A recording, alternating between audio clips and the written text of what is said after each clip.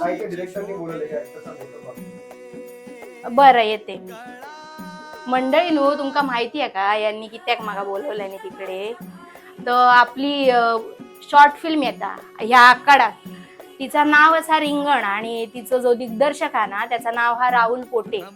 तर मी काय म्हणतोय आपण सगळी मेकअप आर्टिस्ट मंडळी जाऊन त्यांना सपोर्ट करूया आणि बाकीची पण आपली मंडळी आहेतच जी आवडीन बघतात शॉर्ट फिल्म आणि छोटा मोठा काम अशा छोट्या मोठ्या माणसांचा.